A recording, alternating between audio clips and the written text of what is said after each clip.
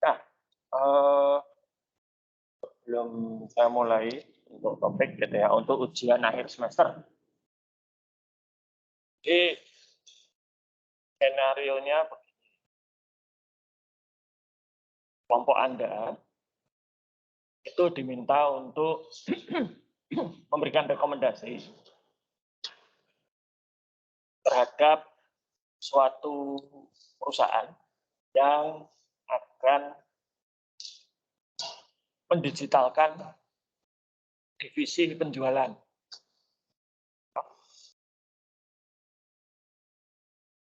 Di divisi penjualannya ini akan dimodernisasi. Pertama, mereka tidak akan lagi membawa formulir purchase order.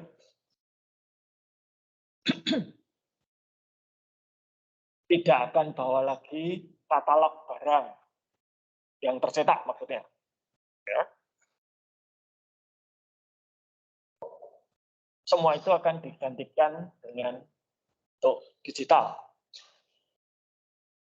Kenapa? Karena setiap hari, ya mungkin tidak setiap hari, tapi setiap minggu setidaknya itu akan selalu muncul program-program baru. Jadi kalau di dunia penjualan itu ada yang namanya program. Program itu atau promo, ya, dan itu bisa berganti-ganti. Kadang ada promo itu beli 5 ganti 1. Kadang ada promo itu kalau beli sampai jumlah tertentu dapat diskon tambahan berapa persen. Maka ini dinamis. Produk yang menjadi sasaran promo juga berubah-ubah. Maka kalau itu dalam bentuk tercetak, bisa jadi mereka harus cetak terus.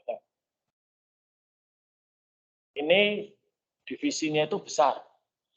Ya, tenaga penjualannya ada lebih dari 2.000 orang.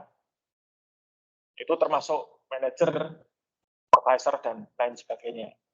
Di divisi penjualan ada 2.000 orang, dan semua orang itu akan didigitalkan. Nah,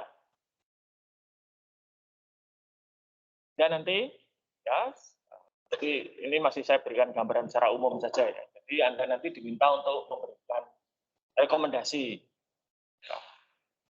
Rekomendasinya itu sistem untuk tenaga penjualan seperti apa yang akan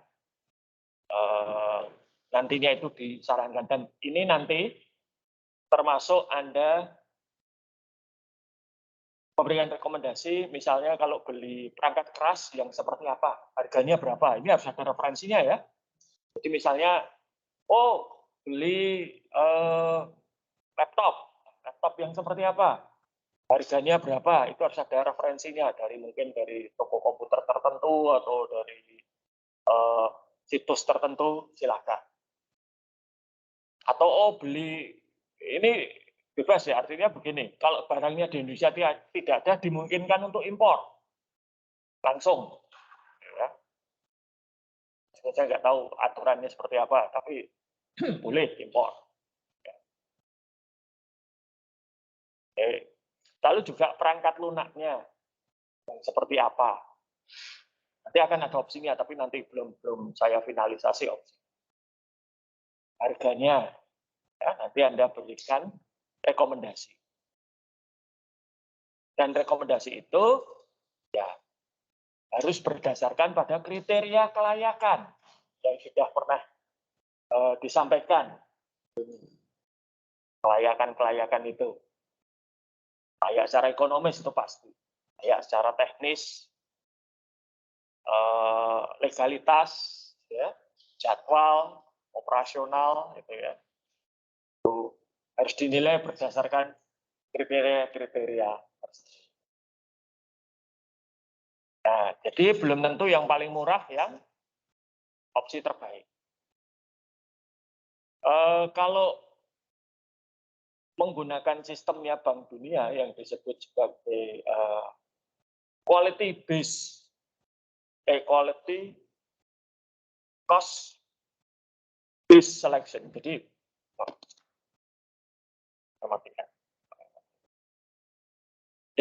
kalau kriterianya Bank Dunia di dalam pengadaan barang dan jasa, nomor 1 itu kualitas. Baru nomor 2 itu cost. Sehingga kalau ada proposal tender masuk, yaitu yang dinilai itu kualitasnya dulu. Dan itu proporsinya bisa 60% sampai 70%. Jadi misalnya nilai totalnya itu 100, ya, 60 sampai 70% itu ada di kualitas. Baru kemudian 30 sampai 40% ada di biaya. Dengan cara seperti itu, bisa jadi produk dengan harga termahal, dengan kualitas terbaik, produk dengan kualitas terbaik, kualitas terbaik, ya, produk terbaik, dengan biaya paling mahal, itu bisa menang. Kenapa? Quality, cost, base.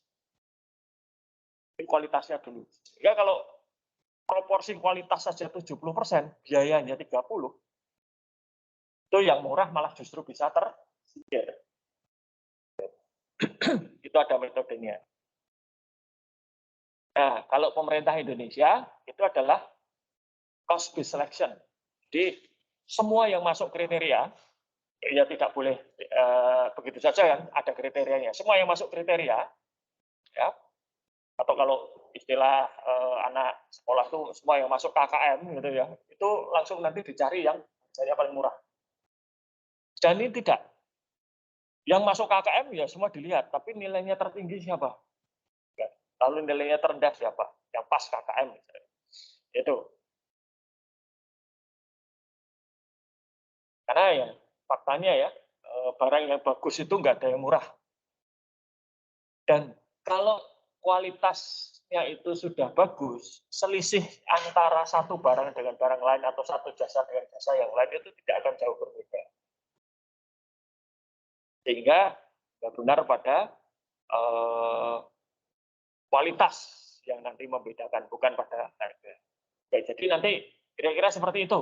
Ya, jadi Anda nanti menentukan hardware-nya apa, berapa harganya, software-nya apa, dan seterusnya. Nanti informasi seterusnya selanjutnya akan saya berikan di dalam soal. Saya dapat gambaran ya tentang ujian akhir semester. Nah, lalu begini. Karena ini ujian akhir semester, maka nanti yang nilainya akan saya masukkan adalah yang satu jelas mengumpulkan ya, tepat pada waktunya. Kita akan pakai situs kuliah, seperti ujian tengah semester. Nah, masalahnya situs kuliah itu kadang bermasalah, kadang tidak dapat dipakai. Dan itu di luar kendali saya. Maka nanti kalau ternyata biasanya nggak apa-apa, artinya kalau ada gangguan pada situs kuliah, saya akan tahu. Ya, karena pasti ramai dibicarakan. Masalahnya nanti pada saat ujian akhir itu, saya sedang berencana untuk tidak berada di Jogja. Dan saya tidak tahu apakah ada koneksi internet yang bagus atau tidak. Ya, itu. Nanti kalau ternyata itu situs kuliah bermasalah, akan saya atur pengumpulannya tidak melalui situs kuliah. Jadi kita lihat kasusnya seperti apa. Itu pertama.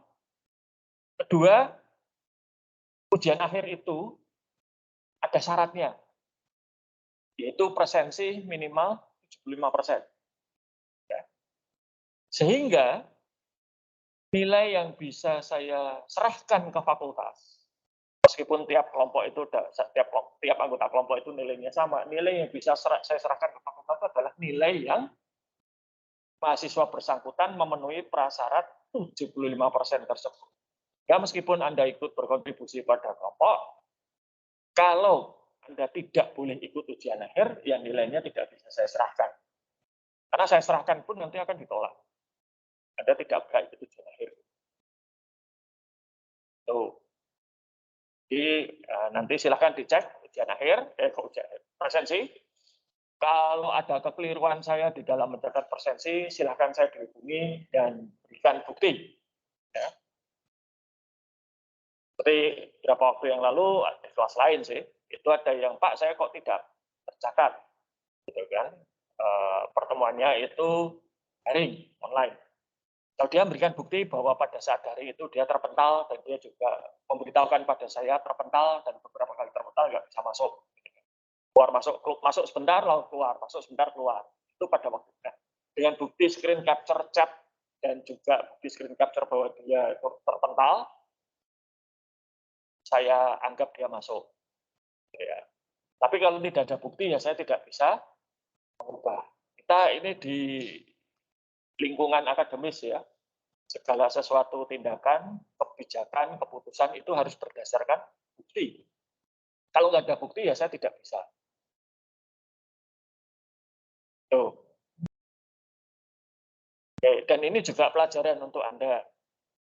Nanti kalau Anda bekerja,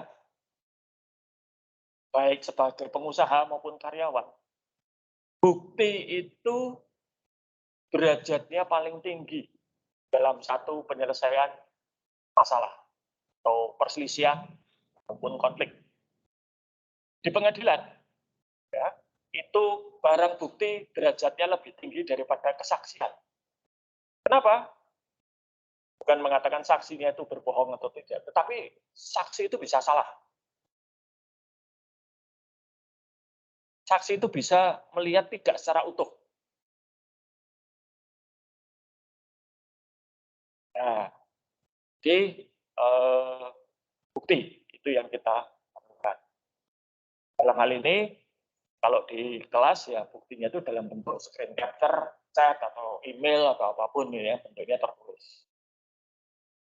Nanti juga kalau Anda bekerja juga ya, misalnya atasan Anda meminta Anda melakukan sesuatu yang dalam wilayah abu-abu gitu ya, kalau melanggar aturan biasanya sih tidak. Tapi kalau nyerempet-nyerempet, membengkokkan aturan, ya, atau wilayahnya itu abu-abu, Anda harus minta supaya perintah itu dalam bentuk tertulis. Entah dalam chat, email, gitu ya. Maka kalau saya ada sesuatu yang penting, saya tidak akan, yang rahasia, saya tidak akan chat. Saya telepon orangnya. Ya. Ini. Nah, itu bukti. Ya. Data, informasi itu yang penting di dalam akademik. Oke. Yang di rumah ada pertanyaan?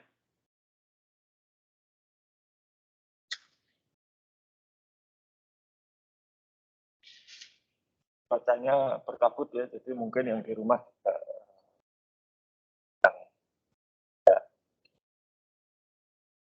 mengikuti. Oke, ya sudah. Kalau tidak ada pertanyaan, saya lanjutkan dulu dengan materi kita hari ini.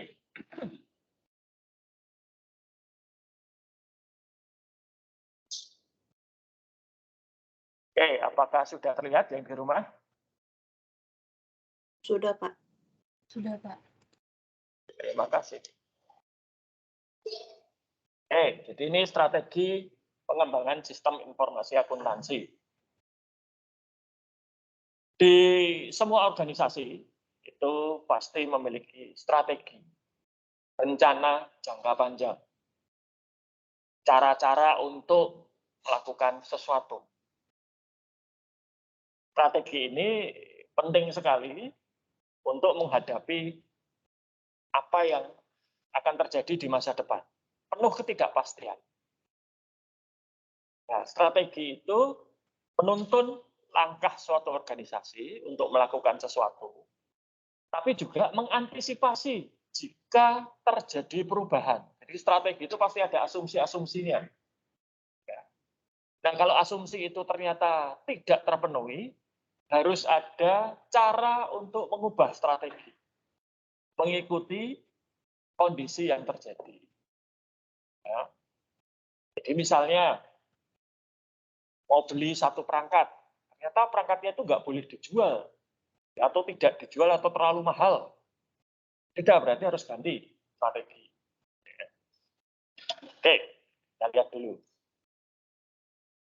Nah, secara umum, untuk mendapatkan satu sistem informasi, itu pilihannya hanya ada dua. Ya. Satu, itu membeli. Yang kedua, membuat. Ini di sini tiga, tapi esensinya itu hanya dua. Membuat atau membeli. Ini kalau Anda belajar di akuntansi biaya, akuntansi manajemen, ada ini, permasalahan ini. Membuat atau membeli. Nah, kemudian pilihannya adalah mana yang lebih murah. Hanya saja dalam konteks sistem informasi, teknologi informasi, membuat dan membeli ini ada implikasi jangka panjang. Karena sistem informasi, teknologi informasi itu sering sekali bukan hanya produk, tapi juga kompetensi.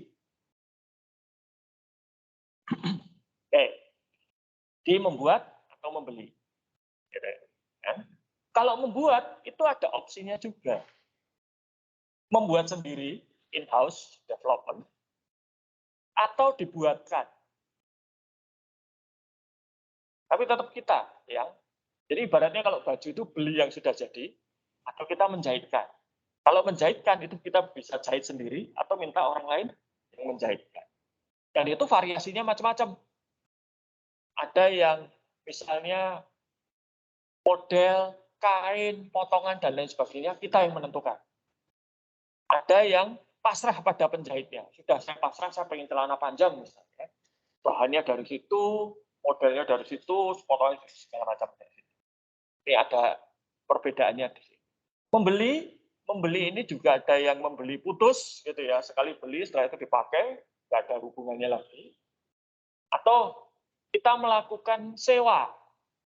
Jadi sebenarnya banyak sekali software itu yang kita itu menyewa. Caranya apa? Dengan membayar lisensi penggunaan tiap tahun. Seperti kita sekarang pakai Microsoft Teams gitu ya. Kenapa kita pakai Microsoft Teams? Kok tidak pakai Zoom atau Google Classroom gitu ya? Karena Atmajaya itu sudah langganan lisensi Microsoft. Jadi Anda bisa dapat Office gratis selama jadi mahasiswa. Jadi kalau Anda misalnya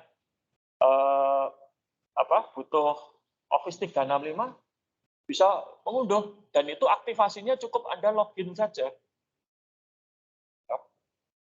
Tidak perlu Anda butuh nomor seri, cukup login saja dari aplikasi Office. Selama Anda jadi mahasiswa di sini, gratis itu. Dan bukan bajakan. Asli, lisensi. Nah, karena Atmajaya sudah punya lisensi itu, maka kita menggunakan Microsoft Teams. Dan Microsoft Teams itu dirancang dari awal untuk kolaborasi, kerjasama. Ya. Tidak seperti Zoom. Zoom itu dirancang hanya untuk meeting saja. Webinar itu cocok. Tapi kalau untuk kolaborasi agak kurang. Maka banyak kantor-kantor itu pakainya Microsoft Teams. Ya. Astra itu Microsoft Teams. Coca-Cola, Microsoft Teams. Bahkan pemerintah Australia saja pakai Microsoft Teams. Nggak tahu kalau pemerintah Indonesia ya. Oke, sekarang membeli opsinya. Jadi kalau membeli, itu langkah pertama, kita harus tentukan dulu yang mau dibeli itu yang seperti apa. Sistem seperti apa yang kita butuhkan? Lalu nanti juga akan banyak pertimbangan terkait dengan legalitas, regulasi. Seperti misalnya kalau pemerintah Indonesia itu membeli software, itu salah satu persyaratannya adalah software itu harus dibuat dengan teknologi open source. Jadi sifatnya harus open source. Ya, open source kok beli gitu kan?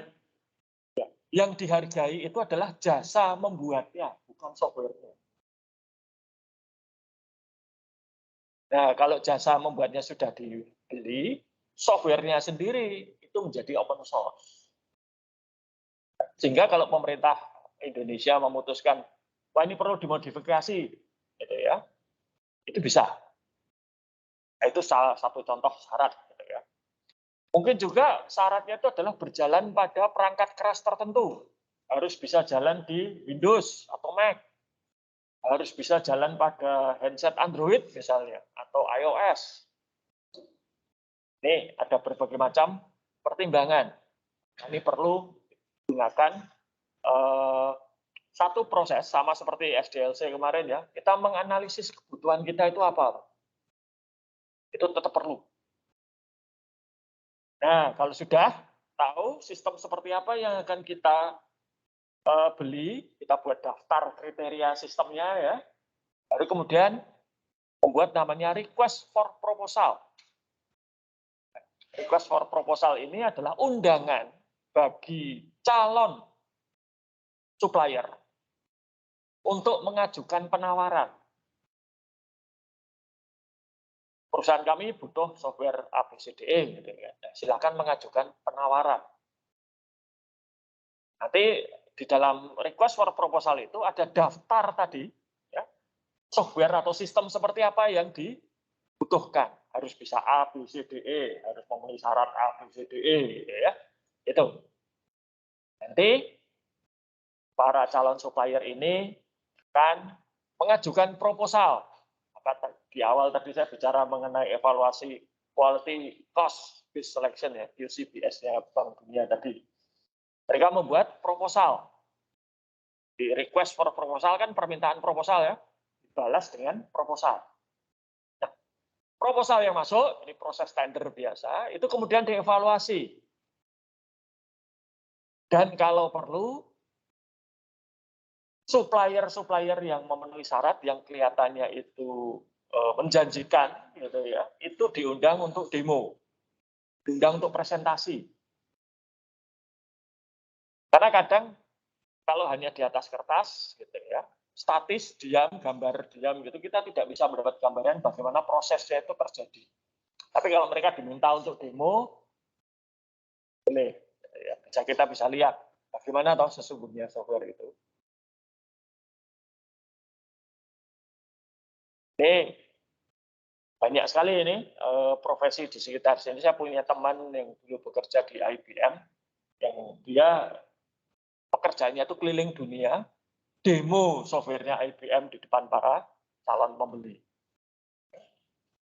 Dia sudah mengunjungi lebih dari 100 negara hanya gara-gara itu. Oke. Lalu berdasarkan kriteria yang tadi sudah ada di dalam request for proposal ini, kita evaluasi, kita beri nilai. Ya, ini tadi makanya QCBS itu ada di situ.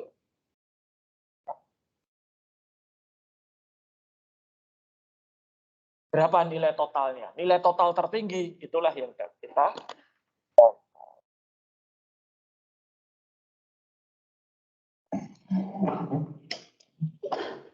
Jadi, kualitas.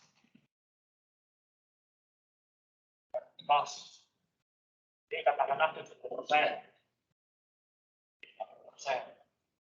Nah, nanti proposal itu dinilai dulu kualitasnya. Ya. Jadi misalnya katakanlah ada yang dapat nilai 90 minimal katakanlah nilainya cut off-nya itu katakanlah 70 gitu ya. 5. Kan? Ya ini terpilih tertinggi. Baru kemudian dilihat, baru dibuka kemudian penawaran harganya berapa. Dan di sini misalnya ini dapat 100. Dari 75 di 90. Jadi itu 70% kali ini juga. nilai tertinggi yang menang.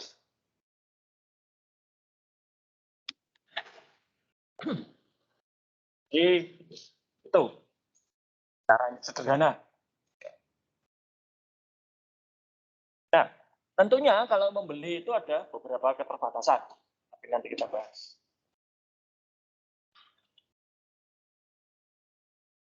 Nah, kalau kita punya cukup tenaga IT yang mumpuni di dalam, maka kita bisa membuat sendiri. Nah, contohnya apa yang buat sendiri itu? Yang Anda pakai itu, Siatma, PKP ini, ya, itu membuat sendiri. Yang buat siapa? SI, Kantor Sistem Informasi. Dan itu banyak. Yang di belakang layar, termasuk sistem untuk keuangan. Bayaran SPP Anda, gaji saya, gitu ya. Itu ada. Presensi mahasiswa, presensi dosen, itu buat sendiri. Keunggulannya apa? Ya, bisa membuat yang sesuai kebutuhan. Paling sesuai. Karena yang paling paham kan orang-orang dalam, itu diharapkan paling tahu proses yang terjadi di sini. Dan proses di dalam Atma Jaya ini, tiap fakultas itu bisa beda-beda.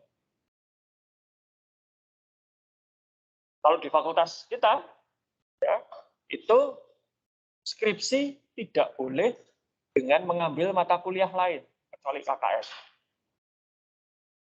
Jadi Anda nggak akan bisa melihat kakak-kakak angkatan Anda yang sudah skripsi duduk di ngulang mata kuliah, itu nggak bisa. Tapi di fakultas lain boleh. Nah, ini Anda bisa bayangkan kan, nanti KRS-nya gimana. Beda-beda ya. Lalu, TI dengan ekonomi itu beda. Kalau di TI itu, ya, tiap prodi itu punya mata kuliah sendiri. Kita di sini itu ada mata kuliah yang di-share 3 prodi. Akuntansi pengantar, itu 3 prodi dapat ya. Pengantar ilmu ekonomi, ya, pengantar bisnis, ya toh.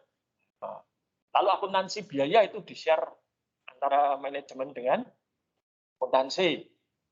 Sehingga sebenarnya kalau MBKM itu ya, yang ketika saya baca salah satu syarat di dalam kurikulum MBKM itu adalah boleh mengambil mata kuliah di prodi lain dalam satu fakultas atau satu universitas. Saya lihat apa istimewanya. Zaman saya kuliah saja sudah seperti itu. Ya. Kalau mata kuliah ekonomi ambilnya di prodi IE. Kalau mata kuliah manajemen ambilnya di prodi manajemen. Oke, jadi itu ya bisa memahami kebutuhan internal itu seperti apa yang berbeda-beda dan bisa. Tapi ada kelemahannya juga, yaitu apa? Butuh waktu yang lama. Yang namanya menyatukan presensi dosen dan mahasiswa saja itu butuh waktu berapa lama, Pak? Ya. Tuh. Lalu sistemnya kompleks, gitu ya. Kurang pengalaman, ya, kurang support. Lalu staf yang kualifikasinya bagus itu juga sulit. Orang programmer, developer dengan kualifikasi yang bagus, itu gajinya lebih tinggi daripada gaji standar di Atma Jaya. Nah, kalau ke sini, masuk Atma Jaya dengan S1 gitu ya, itu standarnya sama dengan gaji pegawai negeri 3A. Ya, pegawai negeri kalau Anda masuk jadi CPNS itu, Anda masuk 3A kalau lulus S1. Nah, itu nggak seberapa dibandingkan dengan gaji programmer di berbagai startup. Zaman saya tahun 2012, 2 orang anak buah saya dibajak Gameloft ya. Itu mereka gajinya sudah diberi minimal 4 juta di pokok. Karena mereka punya pengalaman. Kalau fresh graduate 3 juta. Plus berbagai macam tunjangan, asuransi dan lain sebagainya, kalah. Atma Jaya aja kalah gitu kan. Besar ini padahal. Nih. Oke, ini biayanya mahal sekali. Karena kita hanya membuat untuk satu pihak, yaitu internal. Nah, lain kalau dengan membeli. Microsoft itu untuk mengembangkan Windows, Office itu habis miliaran rupiah. Bahkan mungkin triliun kalau dihitung-hitung. Tetapi untuk mereka itu tidak masalah. Kenapa? Karena pelanggannya juga banyak, jutaan.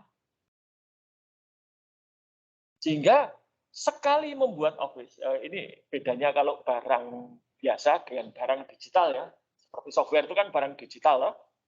Anda itu sekali membuat barang digital, biayanya ya hanya untuk unit pertama saja. Biaya tetap, biaya variabel itu hanya untuk unit yang pertama. Unit kedua dan sekian juta kemudian, itu hanya tinggal biaya copy paste.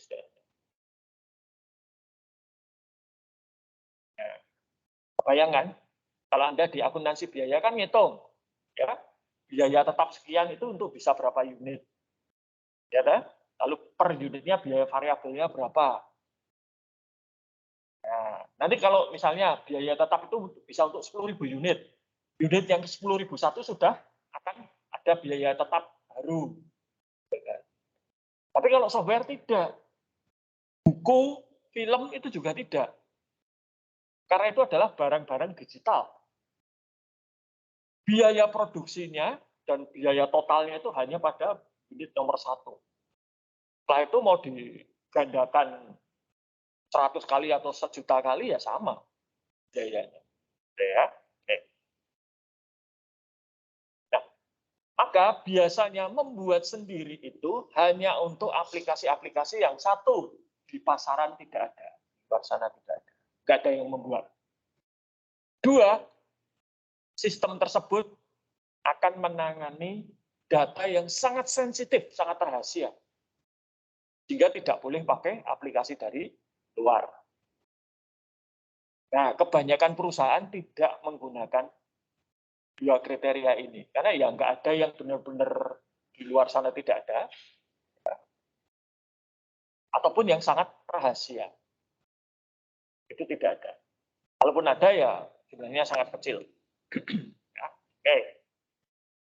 Nah, kalau kebutuhannya itu sangat kecil, dalam maksud saya skopnya, yang butuh hanya beberapa orang, maka boleh orang yang membutuhkan itu membuat sendiri aplikasinya. Ini disebut end user computing. Jadi biarkan si usernya, orangnya itu membuat sendiri untuk kebutuhannya. Ya. Ini tidak mahal, ya, dan usernya bisa berkreasi. Tapi bahayanya apa? Pengendaliannya kurang. Software itu sesuatu yang kompleks. Ya. Sehingga sering sekali di dalam bangun satu sistem atau software itu, di dalamnya itu ada satu kelemahan yang kita tidak bisa tahu. Baru ketemu nanti setelah digunakan beberapa lama. Bahkan sih pembuat software sekelas Microsoft, Google, ya, Apple, itu juga tidak tahu bahwa di dalam aplikasinya itu ada kelemahan atau cacat. Nah, maka perusahaan-perusahaan software besar itu biasanya punya yang namanya bounty program. Bounty program itu adalah mereka akan membayar orang-orang yang bisa menemukan kelemahan atau cacat di dalam aplikasi mereka. Jadi nanti satu cacat dapat berapa rupiah, ya berapa dolar. Itu rata-rata per bug istilahnya ya, cacat itu yang ditemukan bisa antara 10.000 sampai 100.000 dolar. Dan itu banyak yang melakukan. Bahkan sampai ada yang namanya security bulletin keamanan, itu isinya adalah daftar kelemahan berbagai aplikasi di dunia. Bahkan bukan hanya aplikasi, hardware juga, smartphone, laptop, tablet, server, itu juga ada daftar kelemahannya. Jadi nanti biasanya si penemunya itu akan menghubungi perusahaan produsennya. Ini ada kelemahan. Lalu mereka biasanya diberi waktu 6 bulan untuk memperbaiki kelemahan tersebut. Kalau sudah 6 bulan, si penemu ini akan mengumumkan secara luas ada masalah keamanan pada produk ini. Nah, 6 bulan itu diharapkan si produsen itu sudah siap dengan update-nya. Sehingga nanti begitu diumumkan, silahkan diupdate. Oke. Ini. Nah, ada bentuk membeli itu yang disebut sebagai outsourcing atau alih daya. Alih daya ini apa? Alih daya itu adalah mengalihkan fungsi IT suatu perusahaan kepada pihak luar. Tidak jauh berbeda dengan kita mengalihkan fungsi cleaning service atau keamanan pada pihak luar. Kalau Anda lihat Bapak Ibu cleaning service, itu bukan karyawan Atmajaya itu. Mereka itu adalah karyawan dari koperasi Caritas. Satpam itu juga bukan karyawan Atmajaya. Jadi Atmajaya hanya membayar kepada penyedia jasa keamanan dan cleaning service. Ini sekian, pokoknya tahunnya kampus aman dan bersih.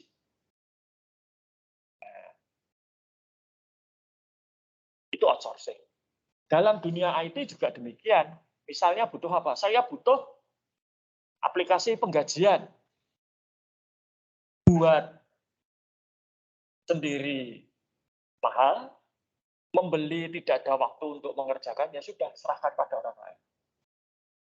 Nah, sejarahnya outsourcing ini dimulai di tahun 70-an. Ketika waktu itu Kodak, perusahaan film Kodak. Ya, sekarang Kodak sudah hampir musnah. Kodak itu memutuskan untuk menjual divisi IT-nya ke IBM. Salah satu raksasa IT zaman itu. Jadi semua komputernya Kodak, semua karyawan IT-nya Kodak dijual ke IBM. Karyawan IT Kodak itu tiba-tiba berubah menjadi karyawan IBM. Lalu Kodak tinggal ngomong ke IBM, saya butuh apa? Saya butuh laptop 100, IBM akan menyediakan laptop 100. Kodak tinggal bayar. Saya butuh aplikasi penjualan, IBM akan membuatkan dan menginstalkan serta memelihara, gitu ya, maintenance aplikasi tersebut, Kodak tinggal bayar. Outsourcing. Nah, manfaatnya apa outsourcing ini? Satu, perusahaan seperti Kodak itu bisa fokus pada bisnis utamanya. Kodak itu adalah perusahaan kamera. Kamera, film, dan lain. Maka mereka fokusnya ke situ. Ya. Dan kemudian tidak pecah fokusnya ke hal yang lain. Karena Kodak itu bukan perusahaan IT. Kodak itu perusahaan fotografi. Maka asetnya juga akan bisa lebih dimanfaatkan untuk apa? Mengerjakan hal-hal yang terkait fotografi. Lalu, sebesar apapun divisi IT-nya suatu perusahaan biasa, itu tidak akan mampu mengalahkan keahlian perusahaan IT besar.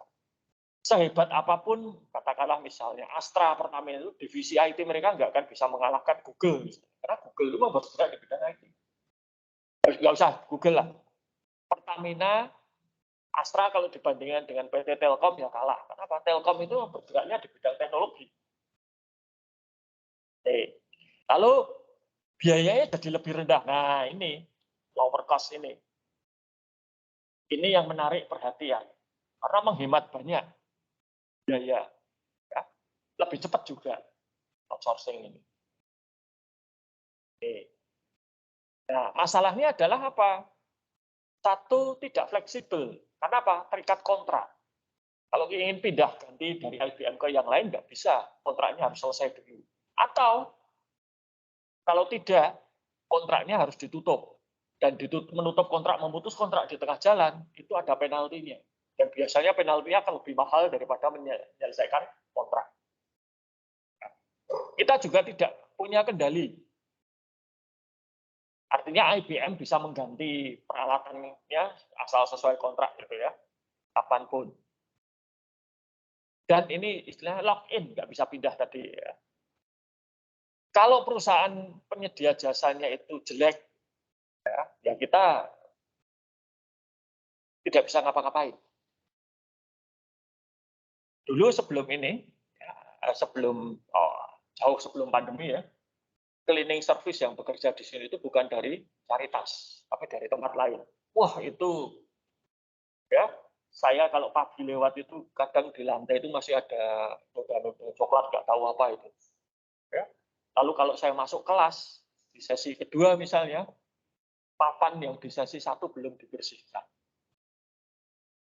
masih penuh dengan tulisan-tulisan dari sesi sebelumnya. Tapi sekarang dengan Caritas itu bagus, bersih. Apalagi sejak zaman pandemi sekarang ya, namanya kebersihan itu penting banget gitu ya. Nah, lalu ceritanya Kodak itu belum selesai. Nah, tahun 70-an, ketika Kodak itu mulai outsourcing ke IBM, banyak perusahaan lain tertarik. Ikut-ikutan outsourcing. Nah, hukum ekonomi berlaku. Permintaan naik, pasokan tetap, apa yang terjadi? Apa yang terjadi? Persediaan. Pasokan tetap, permintaan naik, apa yang terjadi? Harga naik kan? Iya. Harga naik otomatis biaya yang tadinya murah menjadi tidak lagi murah. Karena persaingan kan? Persaingan di sisi pembeli. Penjualnya sih senang-senang aja. Nah, karena kemudian pasar outsourcing di dalam negeri Amerika Serikat itu menjadi tidak lagi menguntungkan, dan mereka cari alternatif keluar. Yang disebut sebagai offshore outsourcing. Jadi pekerjaan IT-nya dilempar ke luar negeri. Mana yang menjadi tujuan pada waktu itu, sampai sekitar tahun 2010 ya, itu adalah India. Kenapa? India itu orangnya pintar-pintar. Kalau Anda lihat ya ke bidang-bidang STEM, science, teknologi, engineering, matematik, bidang-bidang teknik, bidang matematika, bidang ilmu pasti, itu Anda akan menemukan banyak orang India. Karena matematika mereka bagus. Bahasa Inggrisnya juga bagus. Aksennya saja yang sering membuat bingung. Nah, ketika tahun 2007, 70% pangsa pasar outsourcing IT dunia itu dipegang India. Dan perusahaan-perusahaan IT India itu maju pesat. Di dalam dunia IT itu ada standar kualitas yang namanya CMMI. Itu menilai kematangan suatu perusahaan IT itu menggunakan 5 tingkat. Nomor 1 itu paling rendah, nomor 5 itu yang paling tinggi. Terus perusahaan di dunia ini yang pertama kali mencapai level 5 itu adalah Infosys India. Pada waktu Infosys India ini mencapai level 5, ya, itu Microsoft itu baru level 3. Jadi bisa dibayangkan ada perusahaan yang jauh lebih bagus daripada Microsoft. Oke, dilempar tuh. Nah, saya akan kembali ke lower cost. Kenapa kok dilempar ke India? Karena gaji tenaga kerja IT India lebih murah, jauh lebih murah, dengan kualitas yang tidak kalah. Nah, pelan-pelan mulai kelihatan muncul masalah, yaitu pada penegakan kontrak. Jadi kalau outsourcing itu kuncinya ada di kontrak. Penegakan kontrak ini menjadi sulit. Karena apa? Kalau dulunya sama-sama di Amerika gampang. Bicara bahasa yang sama, tempatnya juga sama, saling pengertian gampang. Tapi begitu itu pindah ke luar negeri, ke India, menjadi sulit. Apalagi ada perbedaan waktu. Nah, cara mengatasinya bagaimana? Ya, terpaksa perusahaan-perusahaan Amerika ngirim orang-orangnya ke India. Itu ternyata juga mahal. Ya. Tidak banyak orang Amerika yang mau dikirim ke India untuk bekerja di sana. Dia dibalik. Orang India yang ditarik ke Amerika Serikat. Kalau Anda mau lihat contohnya, itu adalah CEO-nya Microsoft sekarang. Namanya siapa itu? Dan CEO-nya Google sekarang, Sundar Pichai. Sundar Pichai itu bukan kelahiran Amerika. Dia itu dulu adalah engineer-nya Google yang diimpor ke Amerika. Nah, tapi begitu sampai di Amerika, gajinya ya nggak bisa murah. Kenapa? Ada upah minimum segala macam itu. Ya. Dan karena mereka orang bagus-bagus, ya banyak yang dibajak dan membajak, gitu kan. Nah, biaya lain yang kemudian ternyata tidak disadari bahwa itu akan terjadi, itu adalah biaya yang skalanya itu nasional. Karena pekerjaan IT itu banyak yang dilempar ke India, dari negara-negara barat ya, Amerika Serikat, Kanada, Australia, Inggris, dilempar ke India semua, maka pangsa pasar pekerjaan IT di negara-negara tersebut menurun drastis. Dampaknya bagaimana? Sekolah-sekolah IT di negara-negara tersebut kekurangan mahasiswa. Pada waktu saya sekolah dulu itu, teman sekelas saya yang orang Australia, itu hanya 2 orang kulit putih gitu ya. Lainnya itu kalau tidak dari Taiwan, Nepal, Indonesia, Singapura, Malaysia, Cina, mana lagi, Makau, ya. Tuh, isinya orang-orang India gitu ya. Bahkan sampai pada waktu saya lulus itu fakultas, jadi saya dulu itu kuliahnya tidak di fakultas ekonomi, tapi di fakultas IT. Nah, ketika saya lulus, fakultas saya dilebur ke fakultas lain. Karena apa? Kekurangan mahasiswa. Yang datang itu mahasiswa asing semua. Lebih dari 80%. Saya kalau ngajar di kelas itu, isinya yang orang Australia nggak sampai 20%. Jadi, sebagian besar mahasiswa internasional. Nah,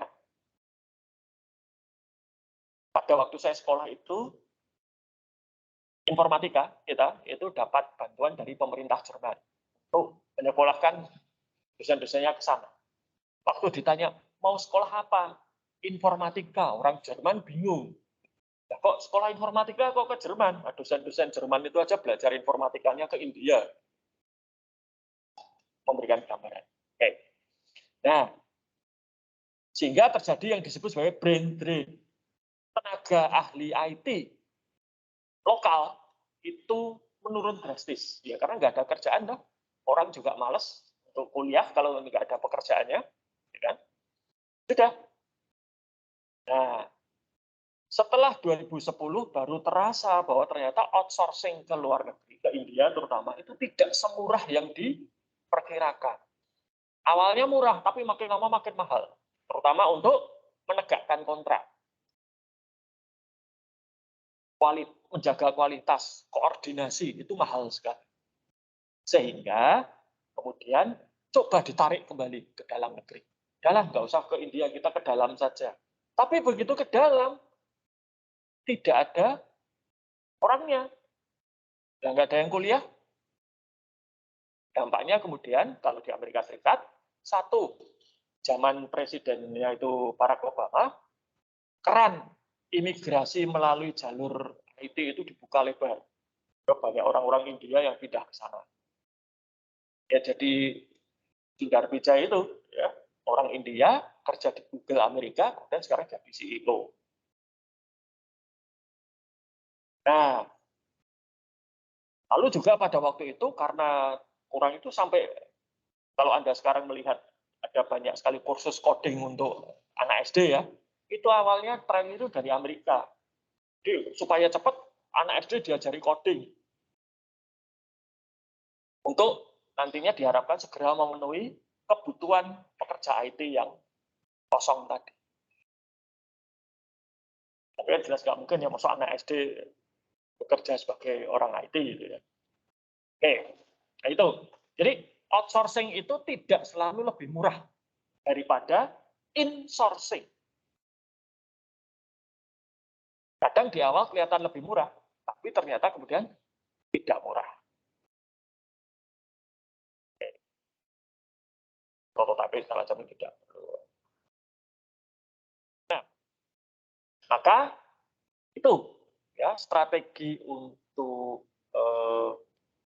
apa istilahnya mengembangkan sistem informasi akuntansi. Satu, jelas, membeli atau membuat sendiri. Kalau membeli yang mana? Beli jadi dipakai, seperti Office misalnya, atau smartphone Anda, gitu kan, tablet Anda, atau beli yang pesan, kan, bisa dimodifikasi. Membuat sendiri itu pakai tenaga sendiri atau dibuatkan tidak luar, atau outsourcing tadi, udah orang luar saja yang terus kita tinggal. Nah, strategi terbaik itu adalah campuran berdasarkan kebutuhan kita. Sebagai contoh, ya yang kita pakai sekarang ini. Kalau kita butuh aplikasi untuk ngetik, hitung-hitungan, presentasi, dan lain sebagainya, apa opsinya? Beli saja. Office. Berapa tuh harga Office itu? Yang lengkap? Tahu nggak berapa harganya? Paling 2 jutaan. Ya, kalau yang paling lengkap. Untuk versi student lebih murah lagi. Anda diberi 100 juta nggak belum tentu bisa membuat seperti itu. Kenapa Microsoft bisa menjual semurah itu? Ya karena mereka skalanya besar. Jadi, skala ekonomis. Mereka skalanya besar. Habisnya triliunan mungkin, tapi bisa dijual dalam jangka waktu panjang. Oke. Nah, kemudian kalau kebutuhan kita itu sedikit sebagian generik umum, gitu ya, tapi kita perlu modifikasi, ini juga bisa. Ya. Ada alternatif, kita bisa membeli dan minta itu dimodifikasi oleh pembuatnya. Yaitu atau bisa di customize, ya, itu software besar bisa, atau kita pakai yang namanya open source. Jadi saya jelaskan. Contoh open source apa? Open source itu adalah situs kuliah yang kita pakai. Situs kuliah itu sudah ada softwarenya, KSI tinggal download, memodifikasi, diinstal, kita pakai. Di dalam situs kuliah itu kalau Anda lihat itu adalah aplikasi yang namanya Moodle. Nah, Moodle ini open source. Jadi saya jelaskan open source. Oke, ya, itu. Yang lain kalau kebutuhan kita itu sangat unik, di pasaran tidak ada, ya terpaksa mau tidak mau membuat. Baik itu buat sendiri atau dibuatkan. Oke, nah sekarang open source.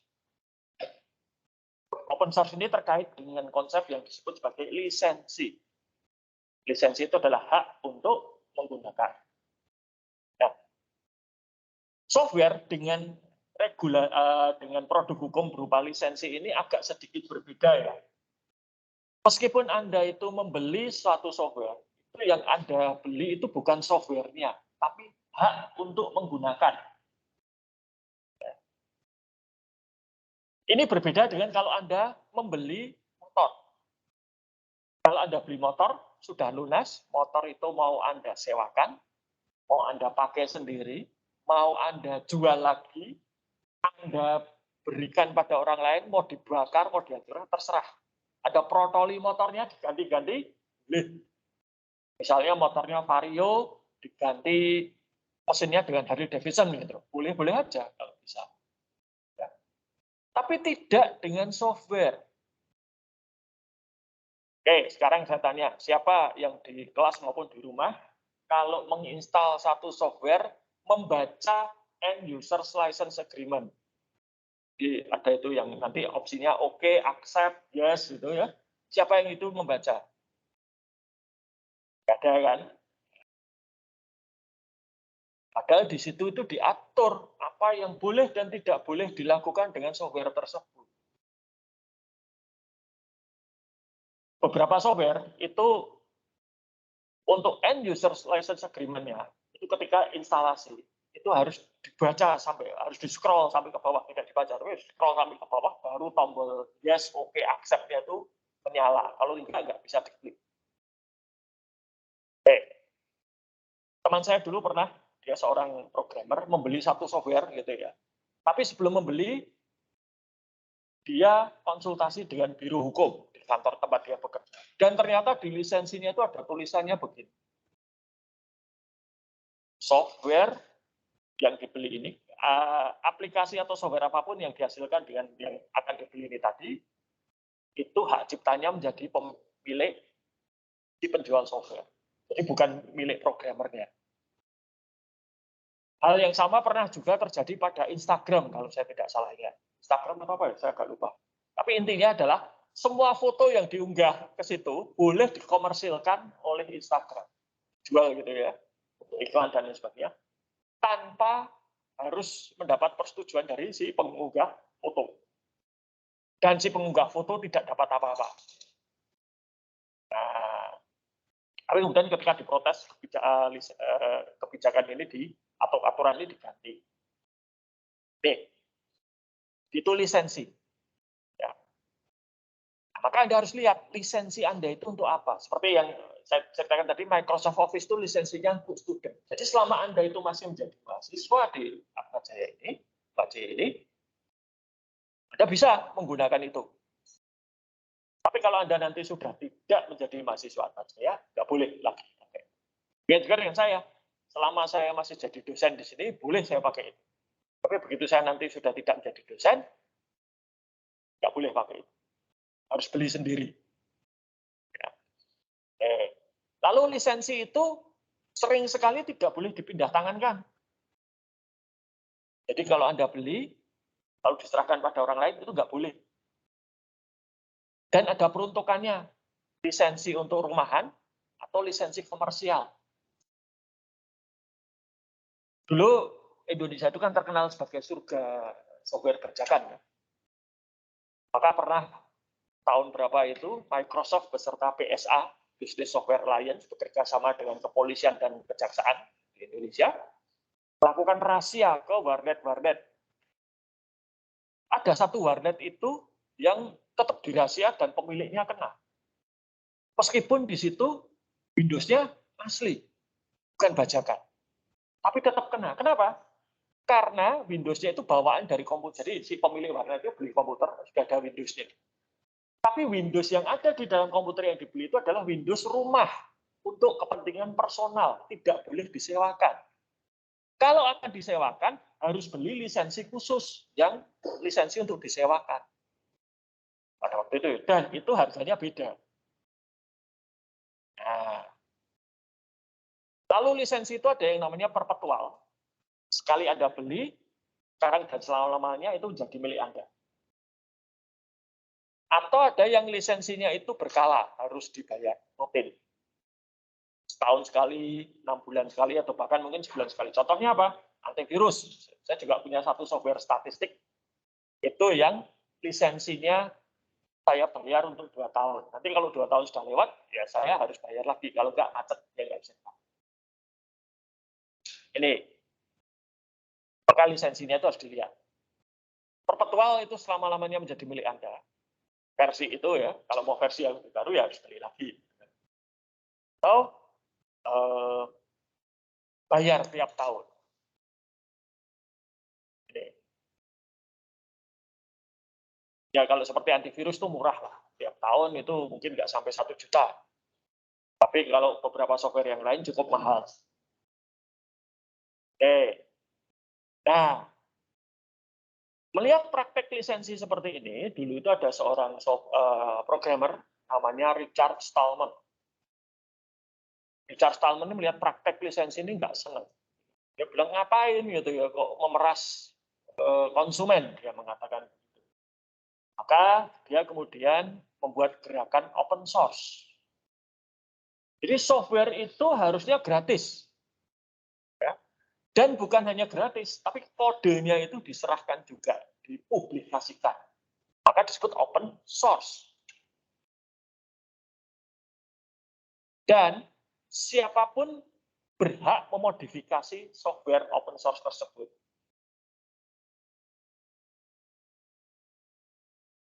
Hanya saja satu syaratnya. Kalau Anda memodifikasi software yang lisensinya open source, otomatis modifikasi yang Anda buat itu juga berlisensi open source, harus dibuka.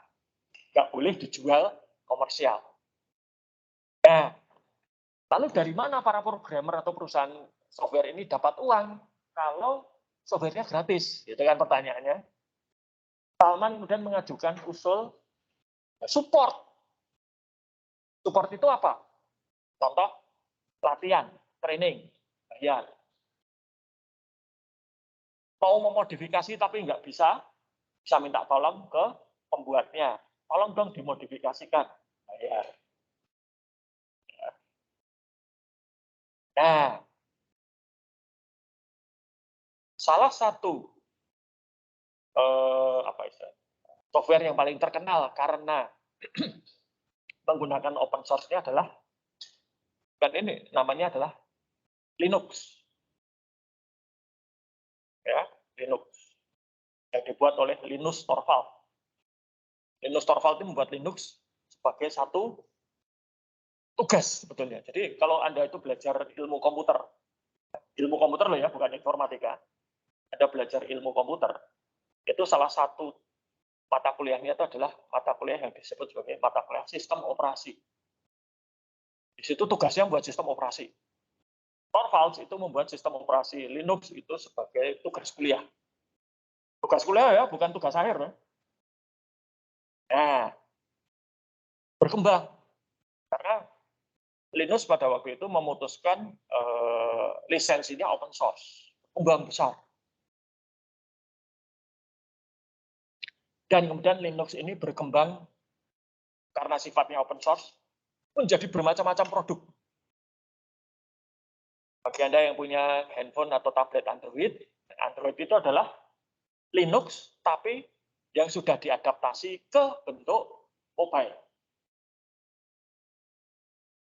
Anda yang pakai smartwatch buatan Samsung misalnya, atau Huawei, itu sistem operasinya Linux. Anda yang punya smart TV, LG pakai WebOS, atau Samsung pakai Tizen, nah itu Linux asli, yang sudah dimodifikasi. Bahkan sistem operasinya mobil Tesla itu juga Linux. Nah, jadi karena dia itu bebas dimodifikasi, bentuknya jadi bermacam-macam. Dan bisa, ya secara teknis ya, kalau Anda itu punya keahlian di bidang sistem operasi atau programming gitu ya, bisa kok iPad yang Anda pakai itu diinstalin Linux. Bisa. Anda hanya tinggal memodifikasi supaya Linux-nya itu bisa mengendalikan hardware yang ada di dalam iPad. Masalahnya, hardware di dalam iPad itu sering sekali dirahasiakan oleh Apple, apa saja. Harus dibongkar dulu gitu ya. Tapi bisa, teknis bisa. Ini itu open source. Nah, sekarang banyak perusahaan juga menggunakan produk mereka itu ke dalam ranah open source. Dan dapat uangnya dari apa? Support. Ataupun versi yang lebih. Jadi saya ada satu software namanya itu Pentaho. Pentaho itu digunakan untuk mengendalikan data dalam jumlah besar. Ya. Kalau Anda pernah dengar kemarin ada konsep data warehouse gitu ya. Nah, Pentaho ini salah satu software untuk data warehouse. Open source-nya itu kalau dipakai untuk itu bisa. Tapi manual. Jadi langkah-langkahnya harus dilakukan sendiri satu persatu. Secara manual. Tapi kalau Anda pengen otomatis, tinggal klik semua jalan. Bayar. Nah, sekarang modelnya seperti itu. Ada satu software juga, statistik. Ya. Itu kalau yang versi gratis, hasilnya bisa muncul. Ya. Tapi kalau pengen itu diekspor ke Excel misalnya, atau diekspor ke PDF, hasilnya harus pakai versi berbayar. Versi gratis nggak bisa. Nah, ini model-model seperti itu sekarang, open source. Jadi, versi basicnya gratis, gitu ya, tapi versi yang advance-nya bayar. tapi open source. Anda bisa modifikasi. Oke, baik. Itu untuk materi hari ini. Apakah ada pertanyaan kelas maupun di rumah?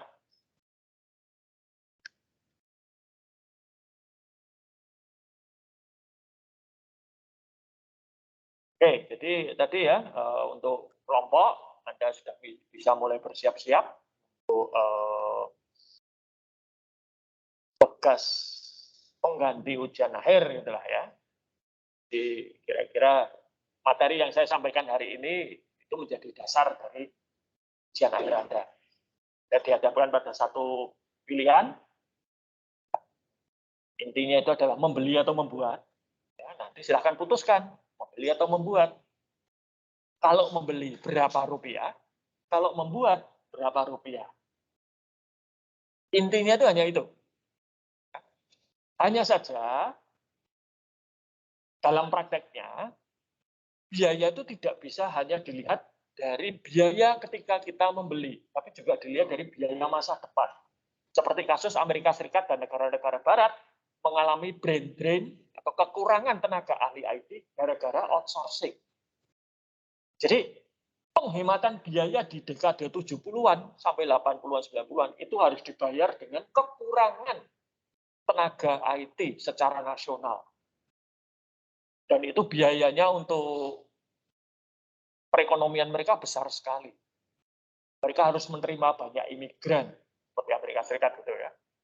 Dan kedatangan imigran yang menguasai pekerjaan atau melakukan pekerjaan-pekerjaan dengan gaji tinggi itu menyebabkan orang Amerika asli tersingkir.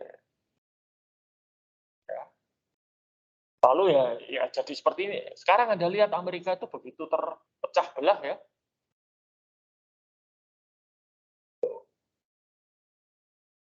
Dan mengembalikan lagi pekerjaan-pekerjaan yang sudah dilempar ke luar negeri, ke dalam negeri itu juga tidak mudah. Sekarang ini, produk Amerika terkenal apa yang benar-benar dibuat di Amerika? Nike, itu hanya desainnya saja di Amerika. Ya. Kalau Anda lihat sepatu Nike itu, kalau tidak buatan Indonesia, ya buatan Vietnam. Apple itu desainnya saja yang di Amerika Serikat. Komponennya dari Taiwan dan Korea. Dirakit di Cina. Ya. Nah, ini dalam beberapa bulan belakangan ini, Anda sudah lihat kemarin videonya Dell ya. Orang-orang yang pesan komputer Dell itu marah-marah. Kenapa? Karena pesanan mereka itu waktu pengirimannya mundur sampai 2-3 bulan. Kenapa kok mundur 2-3 bulan? Karena Shanghai lockdown dengan meningkatnya kasus COVID di sana. Kenapa itu kok berubah? Karena pabriknya itu ada di Shanghai. Jadi kalau Shanghai lockdown, dan kalau di Cina itu yang namanya lockdown, benar-benar lockdown ya, nggak boleh ada yang keluar masuk. Barang juga nggak boleh keluar masuk, gitu kan.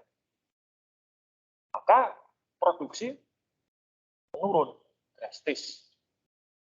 Nah, jadi Amerika tuh sekarang ya, Amerika itu yang masih ada itu adalah industri kreatif mereka. Software, ya, film. Itu saja film itu sebagian besar sekarang sudah tidak diproduksi di Amerika. Mulai tahun 2000 itu, kalau Anda penggemar film Matrix misalnya, trilogi film The Matrix yang pertama itu memang syutingnya di Amerika Serikat, tapi film The Matrix yang kedua dan ketiga itu syutingnya sudah di Sydney. Star Wars itu juga syutingnya sudah tidak di Amerika Serikat lagi.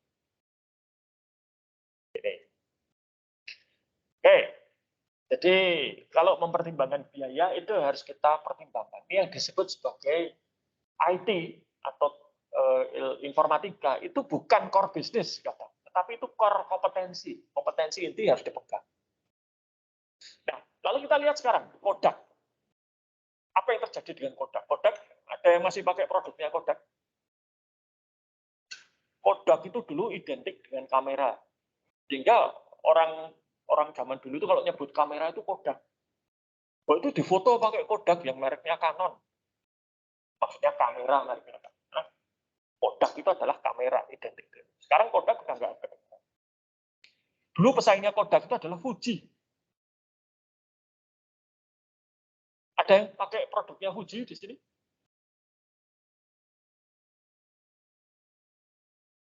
Nggak ada. Ada ini mungkin ya mahasiswi.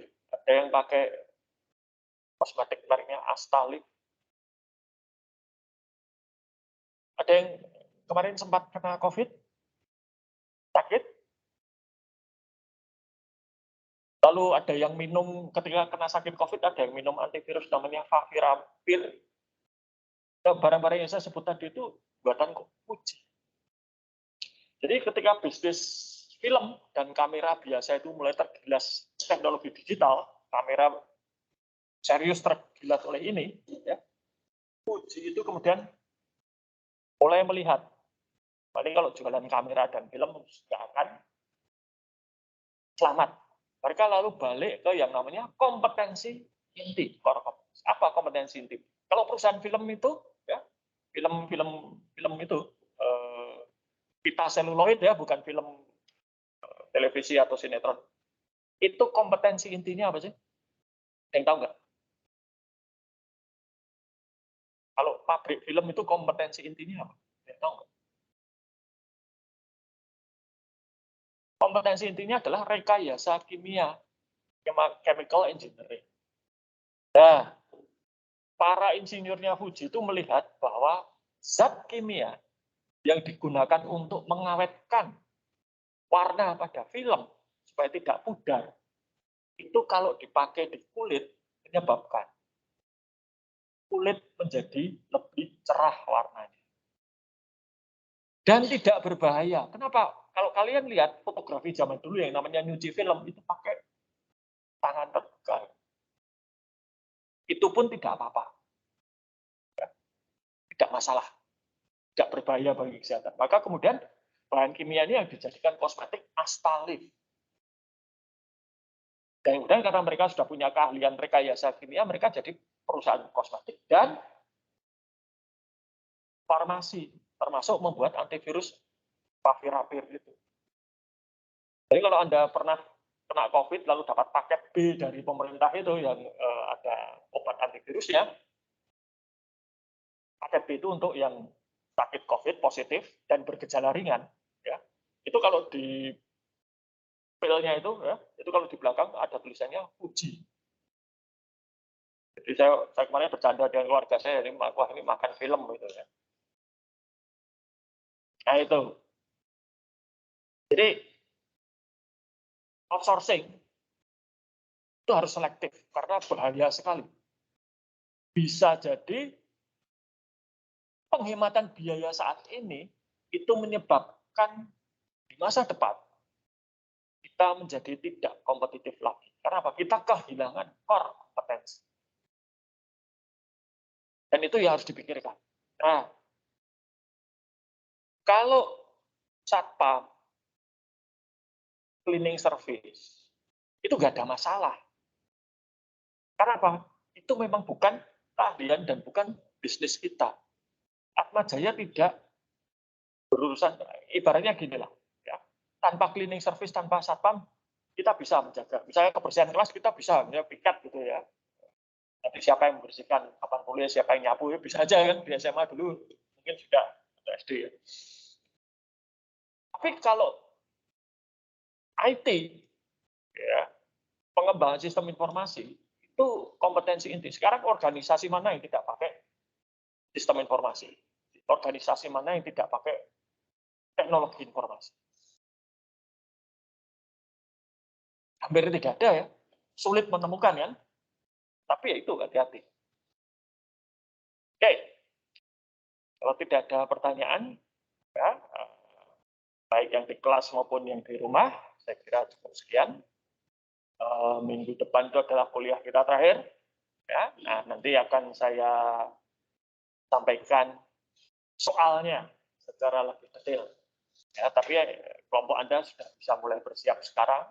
Ya, setidaknya cari, kalau nanti cari harga produk IT itu di mana, itu bisa mulai. Uh, untuk nanti harga-harga itu boleh pakai harga dalam negeri, rupiah, atau luar negeri ya. Misalnya di Indonesia nggak ada, ya boleh pakai situs luar negeri gitu ya sebagai sumber. Tapi yang penting untuk saya adalah ada referensinya, ya, ada sumbernya, dan itu sumbernya harus disebutkan dari. Bagi saya yang penting itu. Ya, nanti bisa dicek ini harganya beneran atau tidak, ngawur atau tidak. Jangan khawatir kalau misalnya sekarang Anda lihat harganya 1 juta, nanti minggu depan berubah menjadi 1,1 juta, jangan khawatir. Itu terjadi setiap saat. Nah, tapi selama Anda mencantumkan referensinya, berarti Anda tidak ngawur. Gitu. Ya, ya udah. Sampai di sini, sampai jumpa pada pertemuan berikutnya. Selamat pagi. Selamat pagi.